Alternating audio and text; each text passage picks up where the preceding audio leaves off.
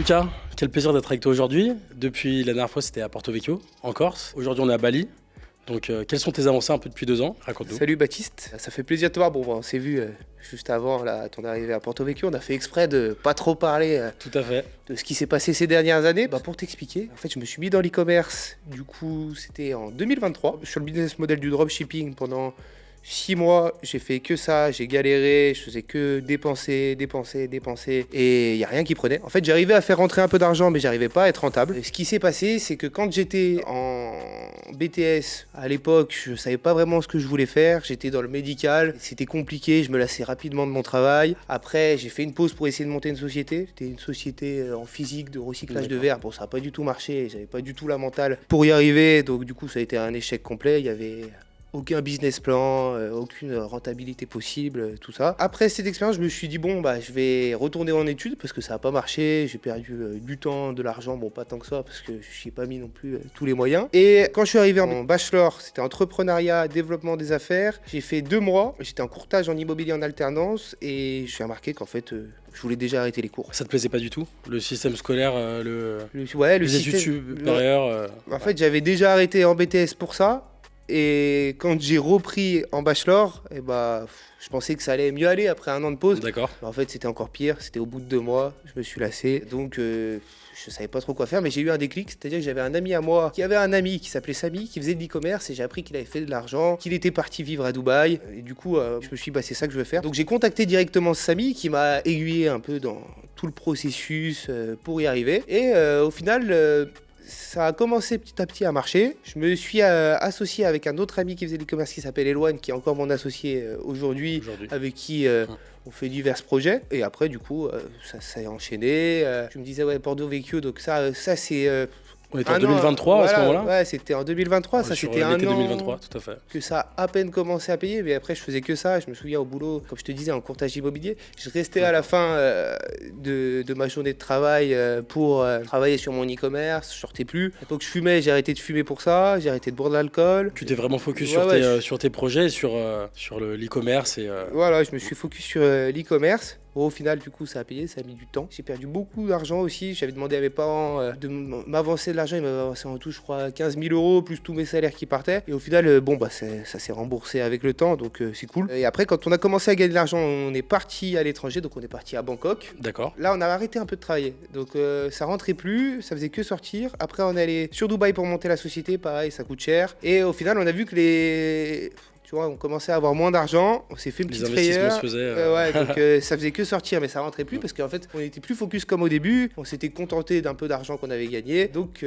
c'était un peu la merde. Et trouver des nouvelles idées aussi, ouais, j'imagine. Trouver des nouvelles idées, mais en fait, vu qu'on était à l'étranger, c'est un nouvel environnement. Tu vois, là, on est à Bali, donc c'est comme si dès la première fois que tu arrives à Bali, ça te chamboule un peu, tu vois, c'est pas pareil. Exactement, que la France. Et Dubaï, ça a dû vous faire pareil aussi. Ouais, Dubaï, ça fait pareil, premier building qu'on voyait, tout ça. Donc en fait, on a eu un peu des étoiles plein les yeux et on était plus concentrés en fait. On était plus concentrés, on est jeunes, on a un peu d'argent. Bien sûr, on est vite tenté de sortir, de dépenser aussi. Voilà. Et après tout ça, donc on s'est fait une frayeur, on a dû rentrer parce qu'on avait plus d'argent. Et donc là, on s'est refocus pendant 6 mois et après, on a réussi à refaire un peu d'argent sur un peu plus de long terme. Donc là, nous voilà aujourd'hui à Bali.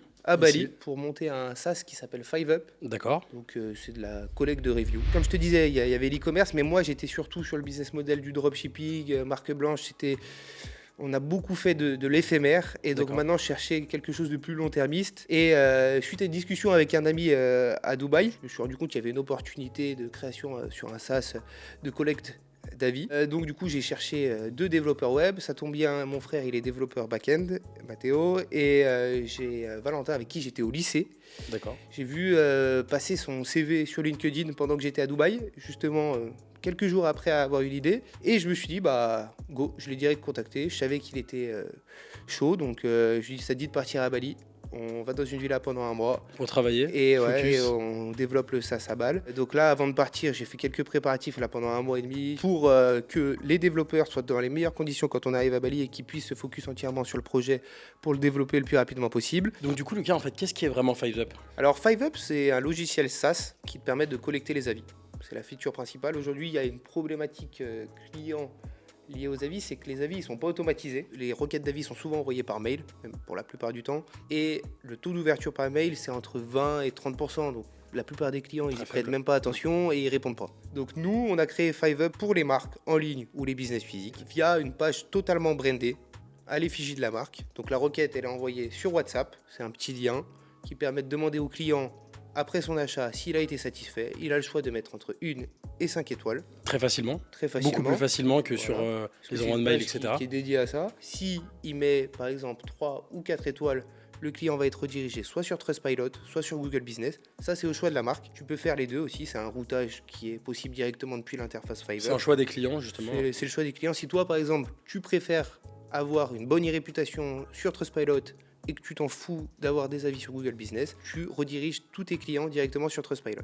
Donc il y a une fonction intelligente qui permet de rediriger 50% et qui permet de cibler selon les volontés de la marque, de la structure, d'accord. S'il a mis par exemple 3 étoiles, toi en amont, tu as configuré le fait qu'il sera redirigé sur une section texte pour exprimer son mécontentement. Donc par exemple, s'il n'est pas satisfait de la livraison, il va pouvoir cliquer sur mauvaise livraison, s'il n'est pas satisfait du produit, il va cliquer sur mauvais produit. Dans ce cas-là, toi, après, ça te permettra de savoir ce qui ne va pas, donc de l'améliorer. Donc, si par exemple ta livraison ne va pas parce que ton temps de livraison il est trop long, toi, tu vas faire en sorte d'améliorer ta livraison. Donc, ça permet d'automatiser ce processus et c'est très important. C'est plus optionnel pour une marque en ligne ou une marque qui vend n'importe quoi, parce que 86% des 89, ça a été relayé par Trustpilot, et des consommateurs qui achètent en ligne vont sur Trustpilot avant leur achat. Donc, mettons, si demain toi, tu as un concurrent qui vend la même chose que toi, mais qui a 4,8 avis sur Trustpilot et que toi, tu en as 3, il va aller chez ton concurrent directement. Il va forcément aller directement parce que c'est l'image qui empathie d'avoir une image positive. Et c'est aussi très intéressant parce que du coup, ça permet à la marque de corriger les petits problèmes qu'il peut avoir. Les petites fonctionnalités à revoir ou Après t'as les mecs qui sont super contents et qui mettent 3 étoiles aussi. Ah oui parce qu'il y a des gens qui sont des éternels insatisfaits en fait. Ça c'est chiant en fait, ça c'est chiant. Dans le business, ils peuvent mettre 5 étoiles mais ils mettent 3 étoiles. Et donc du coup ces mecs là tu les filtres en amont parce qu'au final ils sont contents du produit, c'est juste qu'ils ont mis sur ta plateforme publique un avis de merde. Et surtout ce que tu proposes c'est que c'est pas encore pas encore proposé parce qu'en fait maintenant avant les avis Google quand tu mettais un mauvais avis tu pouvais pas vraiment le corriger et pas forcément recontacter le client derrière. Non parce que t'as aucune information. T'as aucune information, des fois tu sais pas, il y a juste un nom Google, mais t'as pas forcément son mail, donc tu peux pas savoir. Tu peux pas savoir pourquoi il est pas satisfait. Tu peux lui répondre à son avis directement sur Google, mais c'est tout. Donc c'est super pour le client, c'est super pour la marque. En fait, c'est bénéfique pour tout le monde. Pour tout le monde. Bon, bah, c'est super. Et ce que vous proposez, c'est surtout les boutiques en ligne ou quand même les boutiques physiques ? C'est pour les deux. C'est plus optimisé pour les boutiques en ligne, mais on peut faire les business physiques. Par exemple, un restaurant où les clients peuvent payer en QR code, on peut déclencher une séquence de messages WhatsApp, requête d'avis directement après que le client ait fini de manger. Par la suite, on va sortir d'autres features. C'est des campagnes qui sont modulables. Si tu veux plus envoyer de messages WhatsApp pendant un laps de temps parce que ta réputation a déjà bien évolué et que tu veux passer sur des campagnes marketing WhatsApp, tu peux le faire. Tout est adaptable directement sur notre dashboard. On pourra également suivre un peu toutes les courbes d'avis, répondre directement sur l'interface 5up. Il y a toute une traçabilité des avis parce que tu connectes directement sur 5up ton Trustpilot et ton Google Business. Tous les avis sont répertoriés directement sur 5up. Tu peux suivre l'évolution. Donc par exemple, quand tu as commencé à avoir 5up, tu avais un Trustpilot à 3 étoiles. Par exemple, à 3 étoiles et demie ou 3 étoiles ou 3 étoiles et demie. 3 étoiles et après, et tu peux voir l'évolution avec le temps. Et surtout, ce qui est vraiment intéressant, c'est que c'est un peu le client qui va gérer. Parce que tu m'as dit que s'il y avait par exemple un mauvais avis, il va être redirigé avant vraiment que cet avis apparaisse sur la page. Pour pouvoir discuter avec lui, échanger, pourquoi, voir si ça peut être réglé en interne sans avoir l'avis négatif sur Google Business ou sur Trustpilot. Voilà. C'est lui qui a toute la main dessus. Après, s'il y a quelconque problème, nous on a un support qui est dédié et ils pourront faire toutes leurs demandes directement.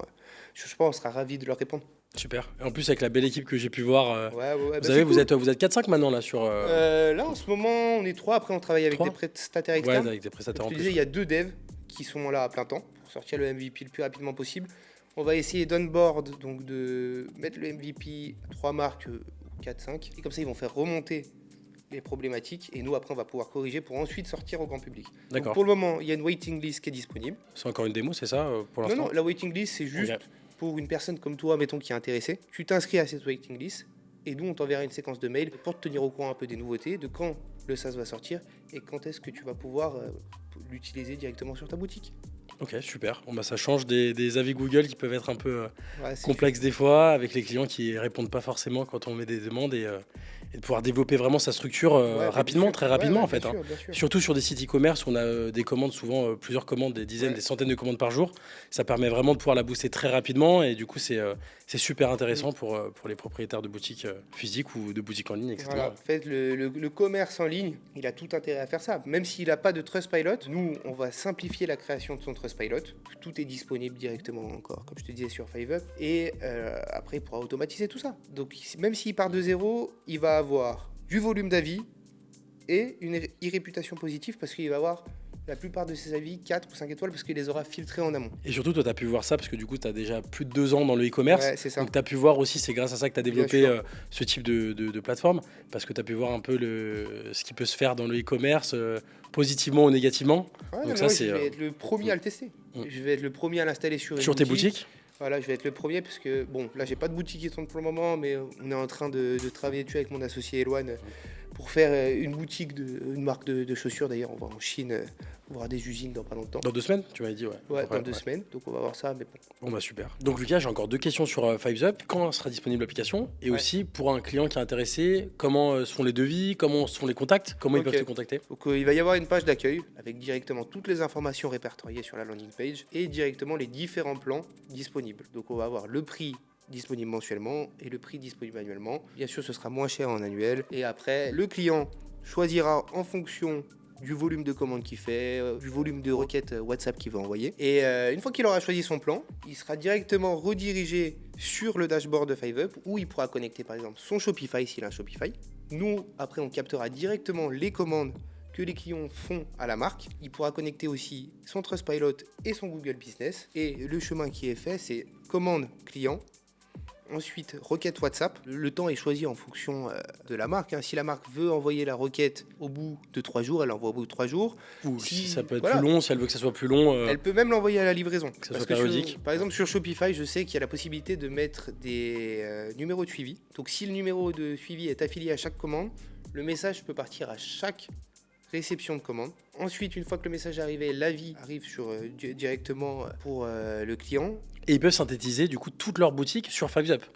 Par exemple, un client qui a 10 ou 15 boutiques Shopify, il pourra tout gérer d'un seul, tous ses avis sur 5up, sur ton application. Ils peuvent mettre toute leur boutique directement sur Shopify. Après, ça, c'est encore à définir. On va faire différents plans. Ça va être des plans entreprises qui vont être disponibles sous devis. Une fois que le client de la marque a mis son avis, s'il l'a mis sur Trustpilot, l'avis va être référencé directement sur le dashboard 5up et le client va pouvoir y répondre directement depuis 5up avec des réponses préétablies qu'on a mis en amont. Par exemple, selon le secteur d'activité, si c'est de la cosmétique, la réponse sera en fonction de ce secteur-là. Et si le client a mis un mauvais avis, l'avis remontera directement sur WhatsApp et la marque pourra lui répondre directement sur WhatsApp pour comprendre pourquoi elle n'a pas été satisfaite et améliorer par la suite l'expérience du client. Elle peut même lui proposer une promotion ou autre. Tout est possible. Génial. Et merci en tout cas Lucas, c'était un plaisir de te revoir. Qu'est-ce que je peux te souhaiter pour 2026 ? Pour 2026, déjà un succès pour 5up. C'est quand même la base, on est là pour ça. On va essayer que ça marche. Après, en parallèle, je suis en train de monter une marque e-commerce de chaussures. J'espère que ça aussi, ça va marcher. Tu pars en Chine dans 2 semaines là d'ailleurs? Ouais, je pars à Dubaï d'abord, après en Chine. Dubaï, c'est juste pour faire 2-3 papiers de renouvellement de société, Emirates ID, tout ça. Chine, visiter une usine. Et après, je retourne sur Bali parce qu'on se refait une V2. On va s'enfermer pendant tous travailler, un mois. L'équipe. Toute l'équipe est réunie. On fait une petite pause là pendant un mois où tout le monde travaille un peu en télétravail. Mais on va rester quand même concentré parce que ça va être l'ouverture. On va avoir le retour des trucs qu'il faut corriger. Donc il y a quand même du boulot. Hein. Ouais, il y a quand même beaucoup de boulot avant que ce soit vraiment très fonctionnel, parfait pour le client. Et donc voilà. Bon super. Génial Lucas, ça m'a vraiment fait plaisir de te revoir. Ça faisait 2 ans qu'on s'était pas vu. Donc, putain, ça fait plaisir. Je sais pas ce qu'on va faire après, mais on va fêter ça quand même. Ouais, super. Bon génial. Et nous pour la suite, je pense qu'on va aller boire un petit verre. T'es chaud? Il y a pas mal de petits beach clubs sympas à Bali. Donc, ouais, je fais quoi? Petit café, petit mojito. Café, jus ou bintang? Je pense plutôt bintang, on va partir sur une bière. Parce que là, il est encore tôt. Donc, faut qu'on se détende un petit coup. Bon Lucas, c'est top. Merci de nous avoir écoutés en tout cas. Merci Lucas. Merci à toi Baptiste d'avoir été là. Tu m'as bien aidé. Et à la prochaine. À la prochaine.